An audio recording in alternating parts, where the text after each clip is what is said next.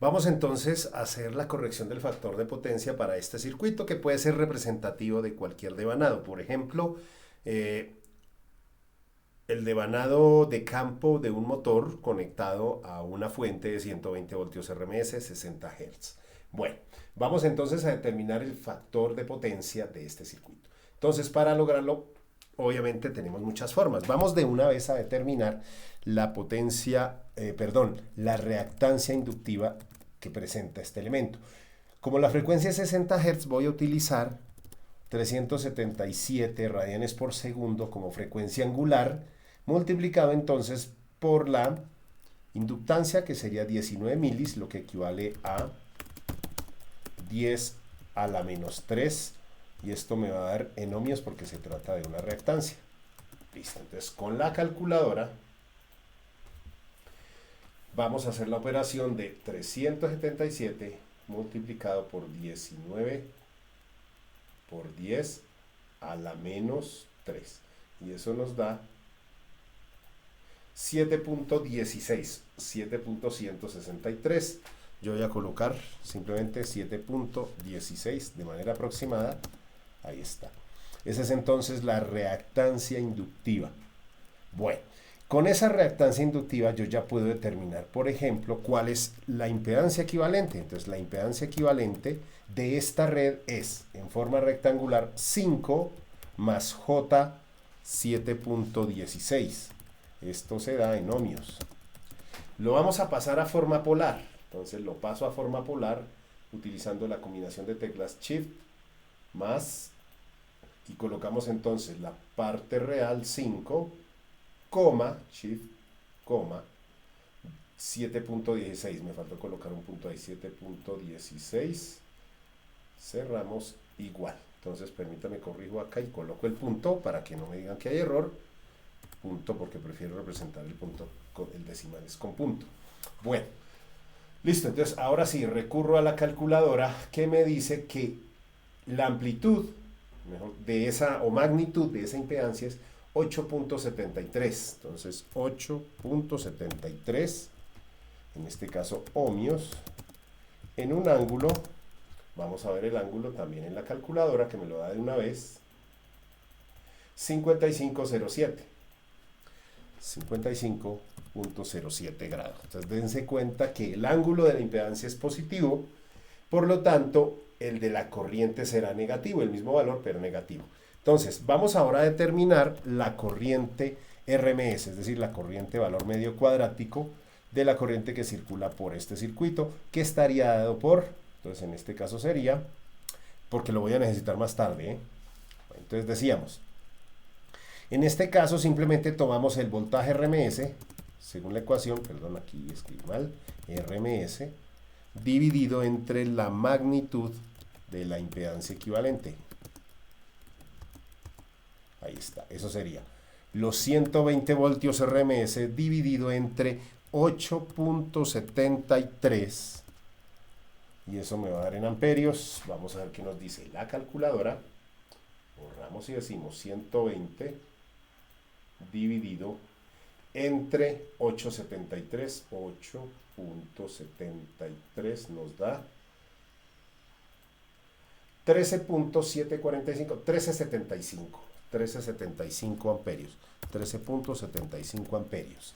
Ese es en magnitud solamente, ¿no? Si lo quisiéramos en fasorial, pues es esta magnitud, pero con el ángulo de menos 55.07, pero no es eso lo que yo quiero hallar. Yo quiero determinar o corregir el factor de potencia. Bueno, muy bien. Con esto determinamos ahora el valor de la potencia aparente, que no es sino multiplicar el voltaje RMS por la corriente RMS. Y eso nos da entonces 120 multiplicado por 13.75, eso nos va a dar voltioamperios. Veamos entonces el resultado.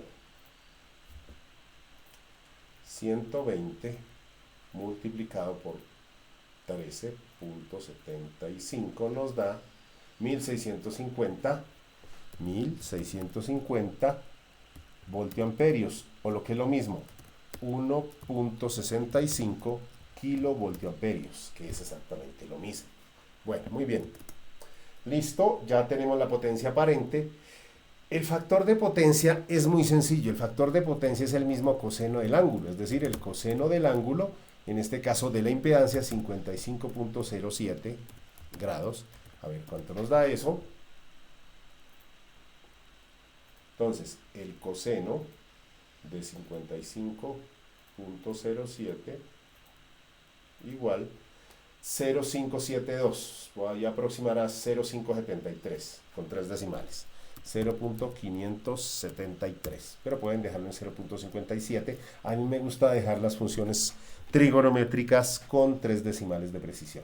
Bueno, ahí ya tenemos el factor de potencia. Como se trata de una carga RL serie, es decir, inductiva o predominio inductivo, entonces simplemente voy a dejar la flecha abajo, indicando que el factor de potencia está en atraso. Es un factor de potencia en atraso. Bueno, puedo hallar la potencia activa, si me preguntaran eso, pero el objetivo aquí es hallar el factor de potencia, por lo cual voy a determinar la potencia reactiva. Entonces, la potencia reactiva,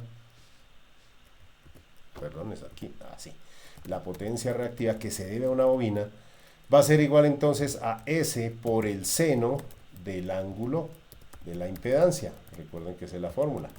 Entonces, aquí sería 1650 multiplicado por el seno de 55.07 grados, que ese es el ángulo. Y entonces esto lo vamos a hacer directamente aquí. Entonces, 1650 multiplicado por, en este caso, el seno de 55.07, y yo tengo la certeza de que en este caso el ángulo está en DEC. No he mirado, pero sé que sí. Yo sé que sí.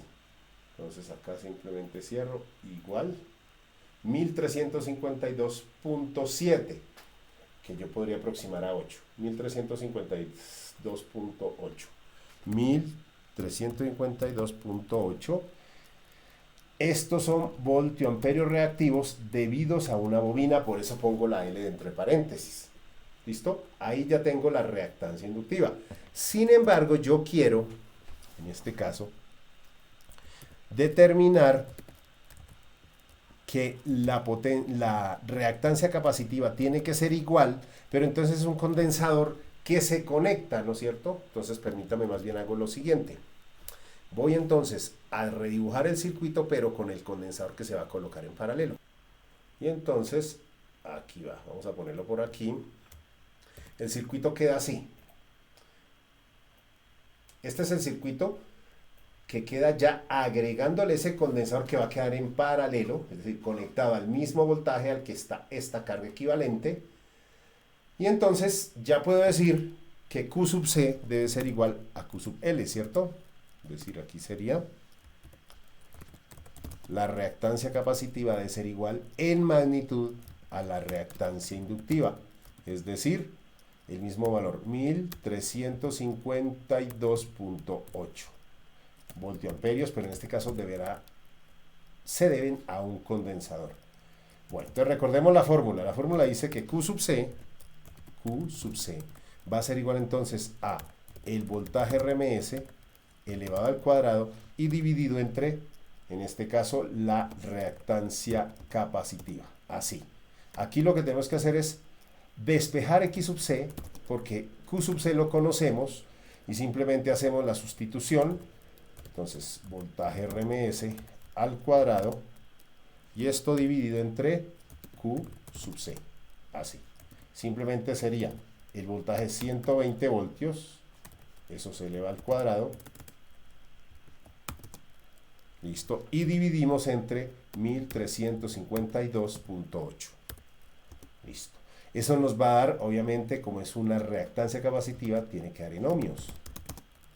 Bueno, y simplemente dejemos que la calculadora nos dé el resultado. Entonces aquí 120 elevado al cuadrado y esto dividido entre 1352.8. Eso nos da 10.64. 10.64 ohmios de reactancia capacitiva. A su vez, yo sé que la reactancia capacitiva es igual a 1 sobre omega por C, es decir, esto al despejar x, C se intercambia y quedaría 1 sobre x sub C multiplicado por omega. Omega por x sub C, esa sería la expresión. Entonces ahora sí sustituyendo 1 sobre omega, que es 377, ya que la frecuencia es 60 Hz, multiplicado por x sub C 10.64. Esto es una capacitancia, por lo tanto tiene que estar dado en faradios, y simplemente miremos entonces cuál sería el resultado en la calculadora. Veamos. Aquí, entonces, 1 dividido entre omega, que es 377 radianes por segundo, multiplicado por 10.64 ohmios, que nos da la reactancia capacitiva. Eso nos da un resultado de, voy a colocarlo aquí la tecla ENG para que me dé un resultado de ingeniería, donde este 10 a la menos 6 significa 249.3 microfaradios. Esto daría 249.3 microfaradios. Ese sería el condensador necesario para lograr el factor de potencia. Aquí ya tenemos, digamos, los elementos básicos. Veamos aquí cómo sería. Entonces, en este caso vamos con la calculadora, rectifico el resultado, 249.3, lo aproximo, microfaradios, ese sería el valor que tengo que usar para compensar el factor de potencia. Bueno, ¿cómo compensa o cómo mide uno eso? Bueno, eso ya toca hacerlo experimentalmente. Entonces, ahí ya tenemos resuelto un ejercicio, espero que con esto quede entendido. Esa era la idea, hallar la capacitancia con la cual se corrige el factor de potencia, ¿cierto? La capacitancia del condensador requerido para corregir el factor de potencia en el siguiente circuito. Y se supone que con esto, pues vamos a tener una corriente que se reduce respecto a la que hay cuando no tenemos esta capacitancia. Y se supone también que la fase y la corriente de esto deben ser cero, es decir, no se desfasa el voltaje y la corriente que sale de la fuente, porque pues, de lo contrario se cargaría la fuente y tendríamos una fluctuación en el voltaje de alimentación. Bueno, espero que haya sido claro, nos vemos en una próxima ocasión.